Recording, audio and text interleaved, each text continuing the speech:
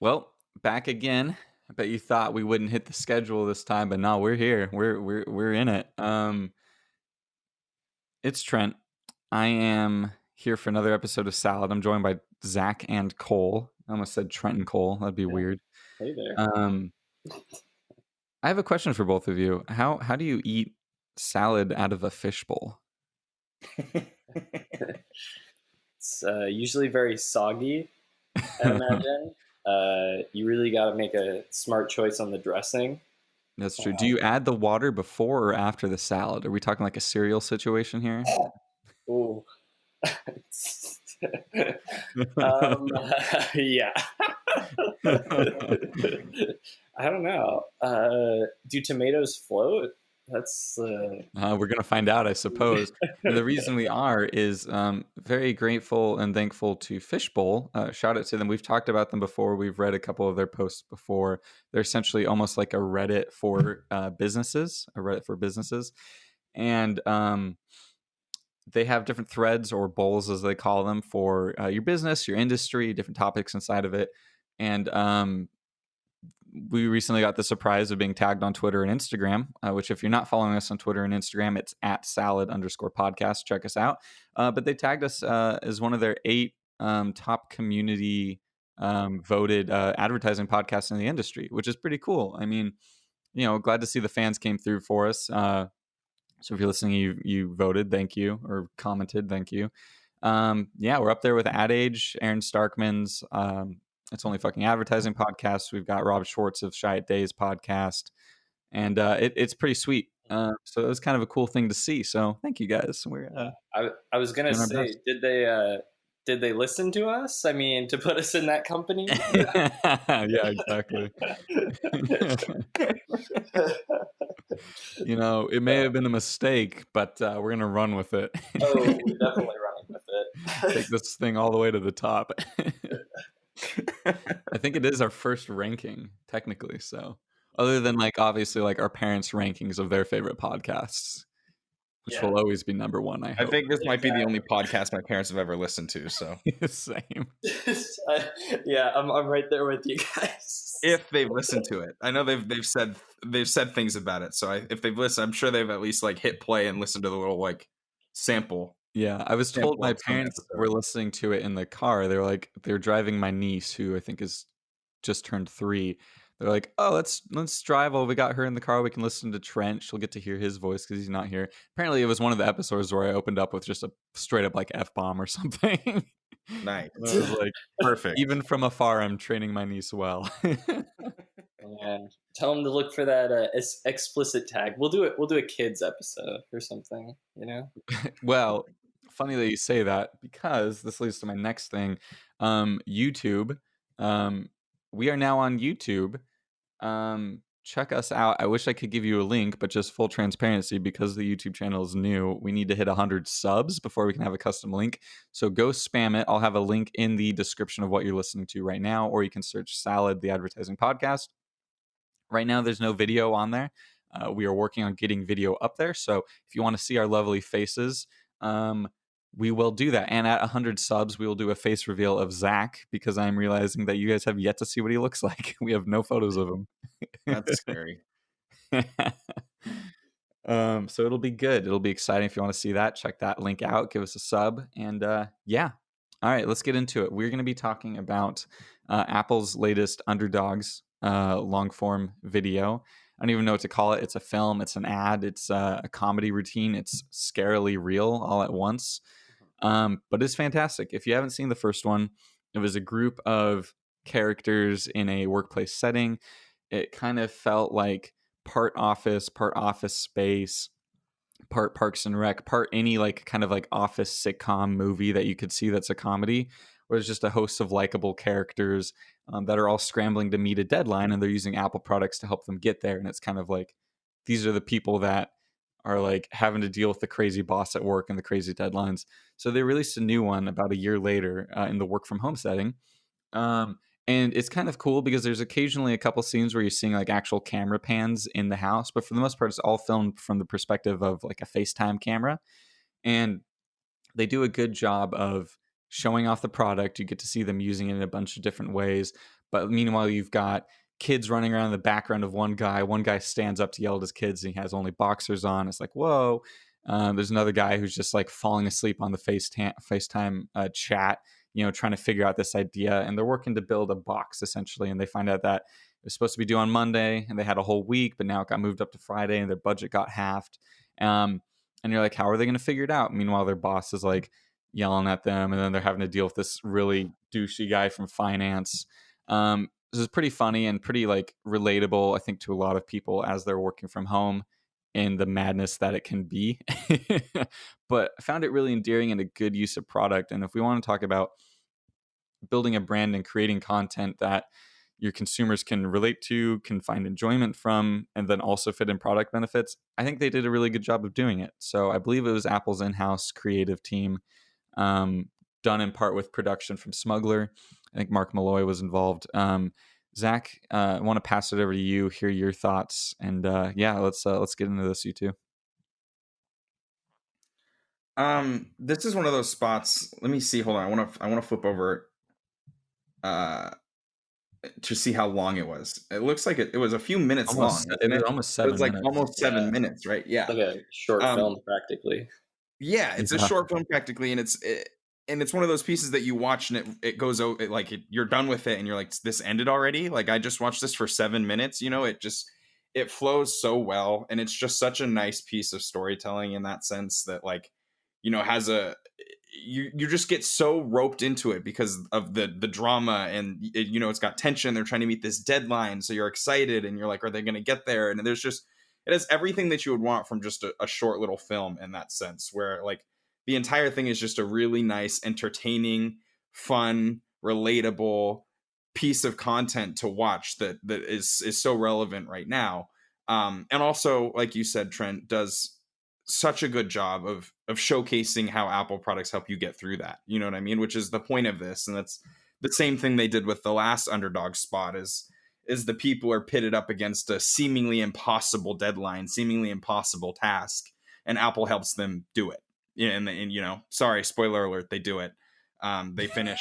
If you haven't seen it, that's what happens at the end. Zach, that's the whole spoiler point tag this episode of the advertisement or short film, whichever you want to call it, is that Apple products help you get there, in regardless of how extreme, whatever the circumstances, whatever you're up against at any time of the day with impossible budgets, blah, blah, blah, blah, blah. The list goes on and on. We can relate to that in so many ways. A lot of us, with Apple, you can get it done. And that's pretty much the main message. So not only is it entertaining, it's a really fun spot to look through. It's a really fun spot to just sit back and enjoy for 7 minutes that feel like 30 seconds.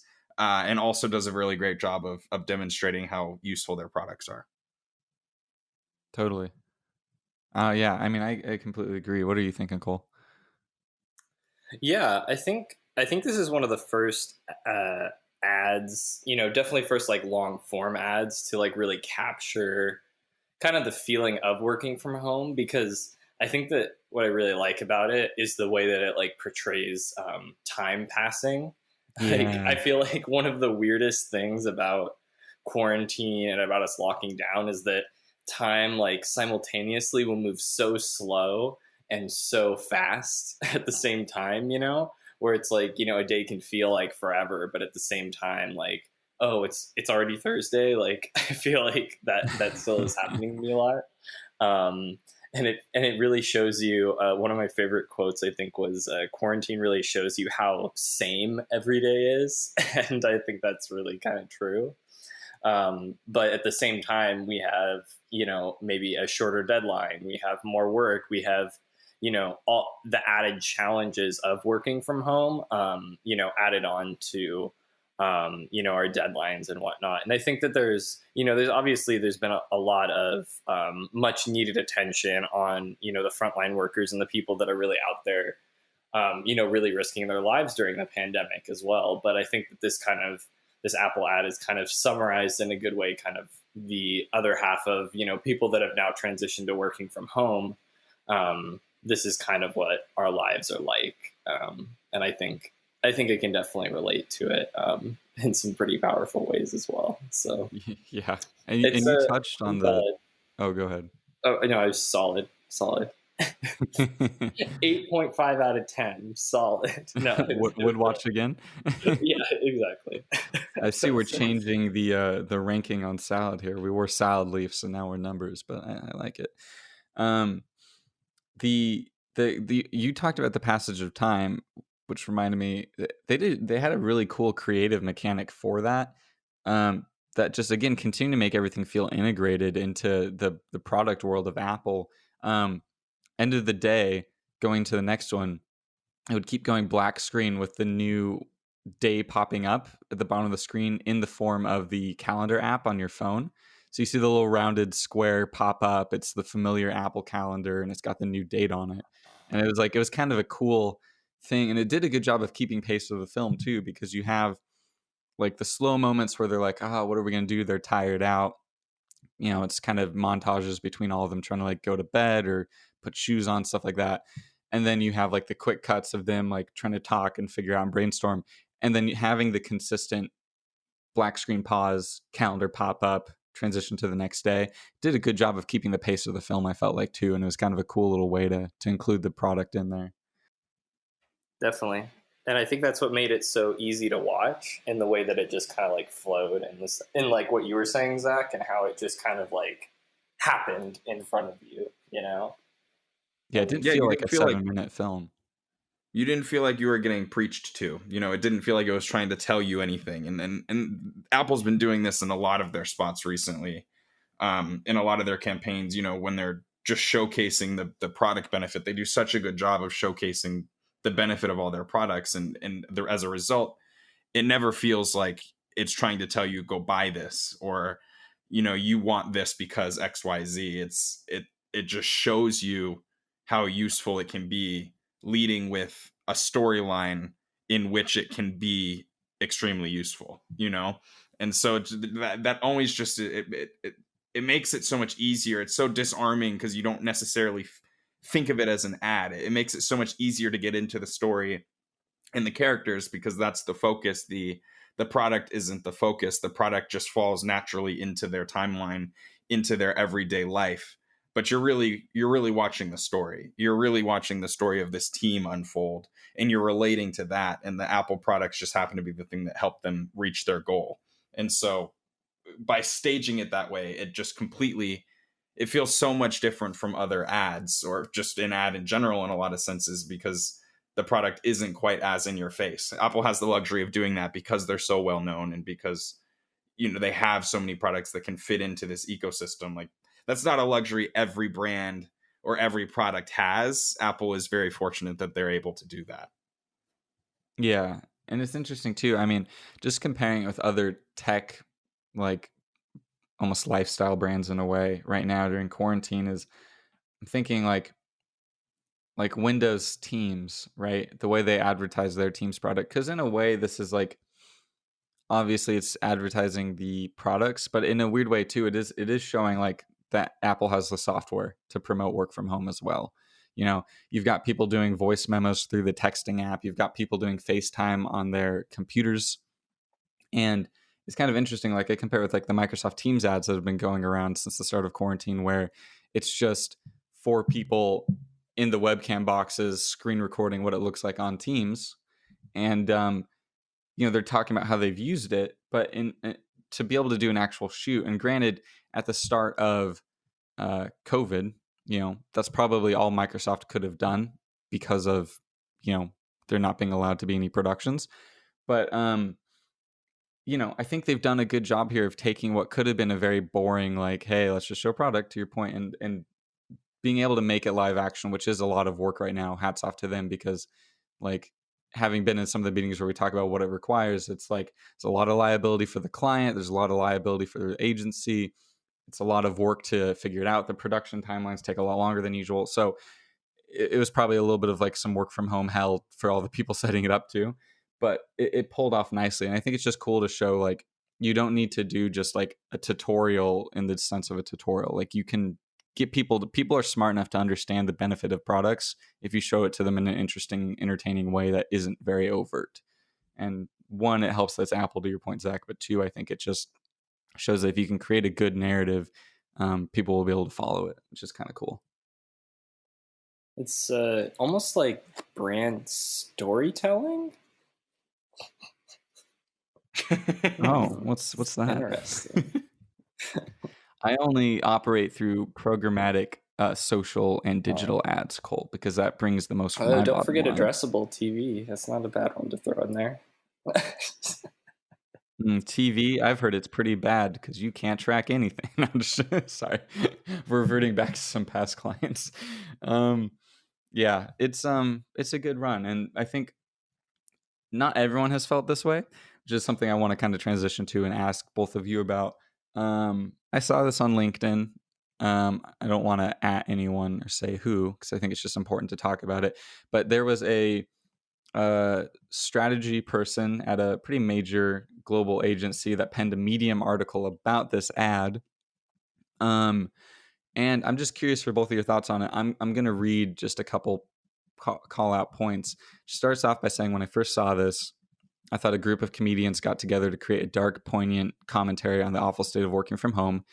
And I thought, wow, they really nailed it. But then she realized that it was an Apple ad, a glorified product demo, and she got, quote, really mad. She says, fuck you, Apple. Fuck you for exploiting the new normal to sell your products. But more importantly, fuck you for perpetuating the notion.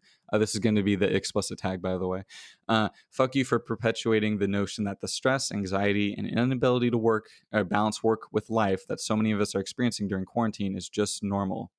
And then she goes on to say that it's normal to have a boss call a last minute meeting, create an insane deadline, and not be available to answer questions. And then she timestamps it 31 seconds. That's normal for X, minute 2. She lists out a bunch of things from the spot and then says the spot is so dangerous because it is devoid of empathy or any type of acknowledgement that today's work from home culture is unhealthy, not sustainable, and manipulative. It's exploitative at best, harmful at worst. Work from home shouldn't have to stand for working from hell. And Apple's perpetuating this myth that it can. It's a fair point to bring up. I will just start by saying I disagree with her. I understand where she's coming from. I think work from home has sucked in a lot of ways, because there's a difference between working remote and working from home, right? Working from home is, bless my employer. I hope they don't listen to me, but I think like working from home, you can pop on an episode of The Office and sit on your couch while you're responding to emails and keeping track of things. You're there, you're available, you can hop on calls, but it's not necessarily like there are other people in the office, so there's not as much of a pressure to have it all be on you. Whereas working remote, everyone's remote, everyone's away. So there is no streamlined process in the office. You have to keep communicating with everyone constantly to be able to be up to date. You have to be constantly in everyone's inboxes, everyone's messaging inboxes. You have to hop on calls when you normally wouldn't, because it's just easier to talk in person instead of having to try and communicate something over a text. And it gets really messy because there is no boundaries between work and home. You can't just get in the car and head home, you know what I mean, and then be offline. So it's been really hard, but I don't think that this ad is exploiting that. I think, at least from my opinion, there's something nice about someone calling a spade and just being like, hey, this is the environment right now. It sucks, but here's what it is. And maybe you could say they're exploiting it and making it seem normal because we have a likable cast of characters. But at the same time, we see the characters being tired. We see that they're frustrated. We see that they're annoyed with the situation. I don't think it's trying to say one thing or another, but I am curious for both of your thoughts on that point of view that we didn't have when we brought it up. And I was curious if we would. Because clearly, there is a responsibility in advertising to be careful about what you're promoting. And, work from home has been hard, but I'm curious for your thoughts on that because I didn't quite get the same feelings. Trent, I think that the post that you were mentioning, it does bring up kind of a good point, I think, in the sense that we have all kind of been quick as an industry to, kind of fall in line and pick up, kind of where we left off in a way. And I think that really has had some implications on, the work in some pretty profound ways. And I think that, that LinkedIn post that you were talking about, I think that does kind of capture the frustration that people are feeling, in the sense that, this is really an unprecedented time, as many times as we've heard it. And, the work has not only, I think it continued, but I think gotten harder in a lot of ways. And I think that, there's kind of an acknowledgement by, by management and stuff, and by, leaders of companies, that people are going to have to put in some extra work. And I think it can be frustrating just because, it feels like work is nonstop now.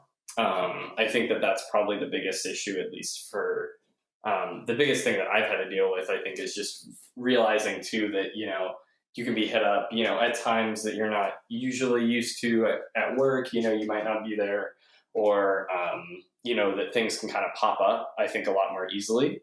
And I think that that's definitely something that's happened during quarantine in a big way. And I think that that's definitely, I think that she has a right to say that, you know, we shouldn't just blindly accept these things in a big way. And I think obviously, we have to find sustainable ways Yeah, I mean, she's to right. continue to work from home. Because for some people, some people do have kids, or some people do have other obligations or things that they have to really like deal with and tend to. And I think that, it is important to keep those things in mind. And I think, it is one thing that I think on, that we are, in a way, I think also worried about our jobs and job security, and making sure that we're keeping the lights on in a big way. At least for us newcomers in the industry, that's something that I know I worry about. And I'm sure Trent and Zach, it's crossed your minds once or twice as well. But, I think that we do acknowledge that, though times are crazy right now and we may continue to work from home, that I think that management does need to find better long-term solutions for these problems in a lot of ways. I'm just speaking, generally, as many people I've talked to about working from home and whatnot. But I think that for the most part, at least from my perspective, it's been working a little bit better than that. And I wouldn't take Yeah. such animosity towards Apple for doing that. Because also, too, I kind of just turn the other side and think, well, okay, if you think that's a fuck you, then how you think, how are those Amazon ads treating you? At least we're not the ones having to go out and, you know, deal with people every day, or risk, getting the virus, which is, the reality that a lot of people in this country are living in.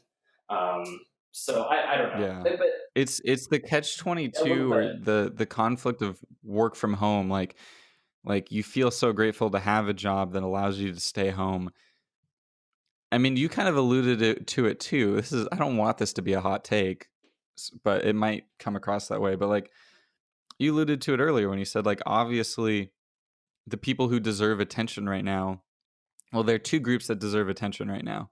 There are the emergency workers working at hospitals, working in fire, you know what I mean, that are helping people out, the paramedics, the EMTs, like anyone helping fight this virus, they deserve to be recognized and thanked, because they're doing a tremendous amount of work that unfortunately is starting to go um, without some love by certain groups of the country, depending on sometimes your political affiliations. And then there are those who are being downtrodden, manipulated, and misused by a social system in the country that has been long overdue for change.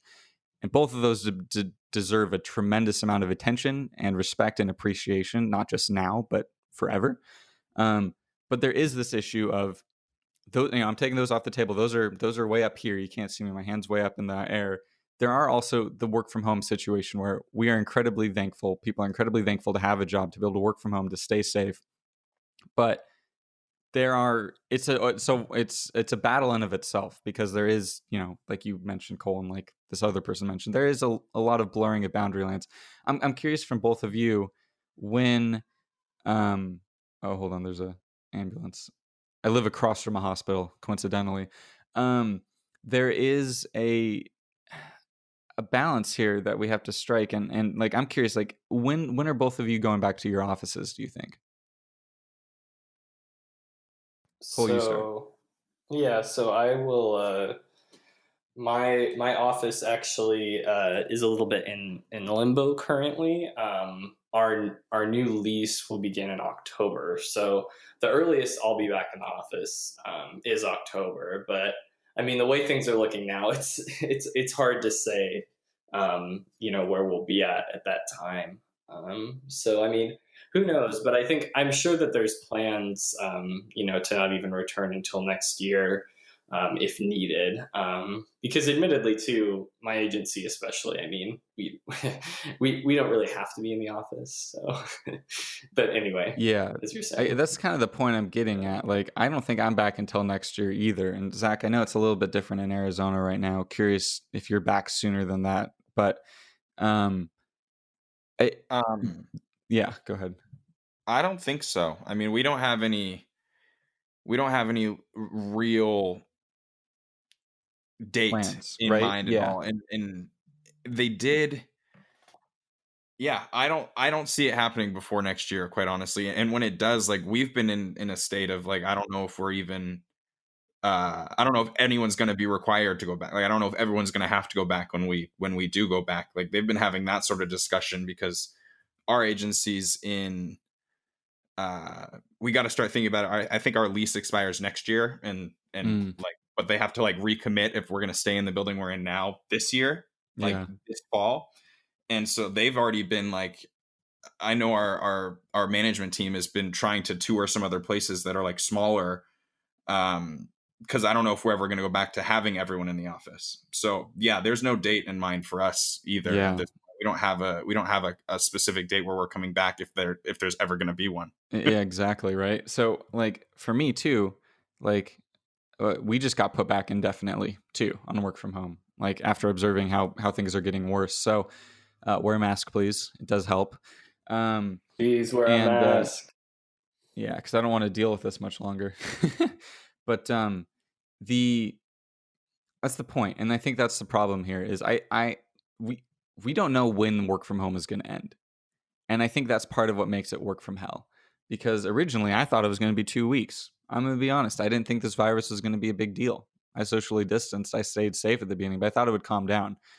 And I mean, it's over 4 months now. And I think, at least from my team's perspective and from my agency's perspective, I would garner to say that we are more effective and productive than ever before. But that comes at a cost, because even if we are more productive and more effective, it's requiring more time to do so. And that sounds like a conflicting statement, but we're getting more done faster, I think, and we're being more efficient with our time. It is taking us longer to do things because of the fact that the deadlines have not changed and we're having to rush to make stuff, and it's hard. Like, for me, especially, like, being a brand person who's running a campaign, like, I feel really guilty anytime I have to have someone finish something, by end of day, because end of day no longer means like 6 p.m. End of day is like, hey, just get it done by 8. I'll send it out, as long as it's in the client's inbox by 10 p.m., we're good, you know, like, it's like, at what cost does that come? Because we've adapted as an industry so well. But I think that speaks to the ingenuity and the ability of all the wonderful people who work in this cool industry. But I don't think it speaks to the fact that this is an easy thing to do or a sustainable thing to do. And it is going to be hard. And I think that's why I understand where this person's coming from, in this Medium article. But, it's tough and it's a balance to strike. But I don't know that I view it as exploiting the situation. I honestly, like, I just appreciate seeing that it's not just me that's having to deal with it. I think we all know it's not normal. But, I don't know. I think we can push through it. But yeah, I don't know. I'm curious for you guys' thoughts. But it's Yeah, it's an interesting thing it brings up. it's tough because it's like, I don't know if exploiting is the word I would have used, but it Yeah, it does normalize, and that's equally as dangerous in a lot of cases, because there are some of the points she brings up are really they're fair. true, like, Yeah. very true. Like, it's not normal for a boss to call a last minute meeting, create an insane deadline, and not be available to answer questions. Like, the part that's scary about that, like, at least in my experience here, we've all experienced in working from home, calling a last minute meeting, creating an insane deadline, but not being available to answer questions about projects is something that they could have done without. The boss could have been on their side. It wouldn't have changed much about the ad. And that's dangerous. Like, normalizing that is very dangerous. Same with, um, it's normal to have meetings all day so that the only time to actually do work is at night. It is normal to have meetings all day, but Dude, I was normalizing from that the 1 only p.m. time to to do work 6 is at p.m. night. straight the other day. Yeah, exactly. But Yeah. normalizing that the only time to actually do work is night and showing that that's okay is dangerous. So those, yeah, like you can say fuck you to Apple for that, because there's parts of that that are very poignant. But then there's other parts of it, like I said, like none of these things in there, it's little pieces about each one of these things that make them dangerous. Like I Yeah. said, the first one, like it's really relatable to understand that we've all got meetings that are being called last minute, and deadlines are changing, and projects are changing, and budgets are changing and everything. But it's how the team relates to each other. It's in this case, it's how the boss hangs up on them and doesn't give them the time of day. That shouldn't be in there. It doesn't have to be. Yeah, and you Um, notice too, like while they're all stuck at home, the boss is like calling from a limo. You know what I yeah, mean? It's like yeah. Like that's the things that I think this article really brings up that are a good point. Or like it's normal to only get 10 minutes to eat lunch and still end up ending lunch on a call. That might be relatable, but it shouldn't be normal. And depending on how you show it, it comes across as normalizing it, and making it feel like it's okay to do that. Like yeah, you're making instead a of good just point saying, here, you know Zach. what, I want to I'm gonna ask eat you a for 30 minutes. question. Hmm. What do you think would have happened if Apple didn't show those things and instead it was like, oh man, off at 5? I mean, one, it wouldn't show the conflict that would be helpful for the story. I think part of it is that the underdogs are entertaining because they have an insane boss that, like, how are they going to meet this deadline? It's kind of the conflict that drives the plot. But two, like, I feel like I would have been frustrated because I would have felt isolated or felt as though the ad was disingenuine if it wasn't showing something that I know to be true right now. You know what I mean? Like, if work from home looked easy with Apple, don't you think that people would have been complaining about it too? Like, I'm curious, like, because I don't know, like, I think to your point, like, I'm right with you. I think there are little bits that are risky and dangerous, but then I'm like, I don't know, like, what the alternative could have been, because I think people would have been equally mad if Apple's trying to paint work from home as this rosy picture. I think it's just how you frame, like, why couldn't the client have been the bad guy instead of the boss? Why couldn't the boss have been on their team? Like that would solve that problem.